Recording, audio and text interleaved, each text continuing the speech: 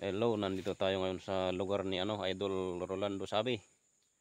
Meron tayong titignan ditong isang prutas na native. Yan, nauna na si Idol.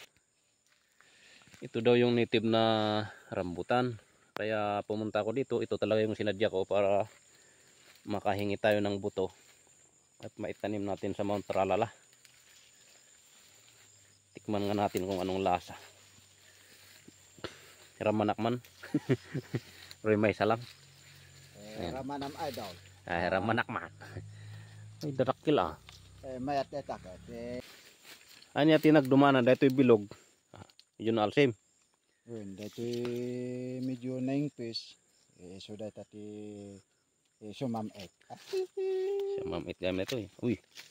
Ay, mayat ikaw na ni oh. Hitam cute bukal na.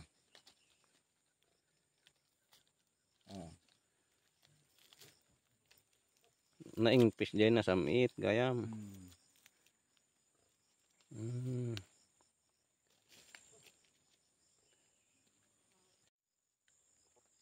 Ang peso.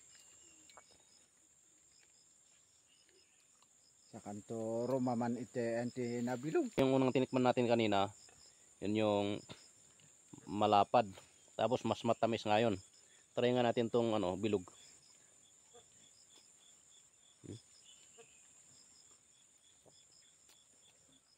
Mas siya? Mas maasim.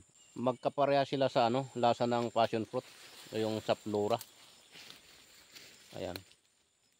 So, first time ko makakita ng wild na rambutan. Kukuha tayo ng buto. Tapos itong prutas para maitanam natin.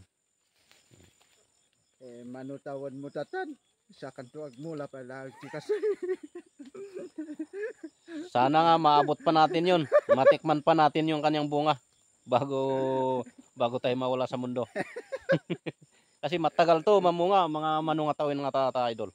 Mga 20 years. 12. Maabot ko pa. Naimbag nga oras yung kakapsat. Imay pimasyar ni Baklay. Dahito sa tipinasyar na han nga siya. Tako na nga umay mga laiti bukil na imula na kanomot ijay Mount Tralala. Wen piman tapno umado. Adan to kan no ti ul yun ti apo ko na. Putot ko nga sa pulo. Manuti kayat mo nga asawa aya. Depende no, kakit oray na surok. Asus. Mayat bunga na diyo. Naggado. Ado pa diyan nga to.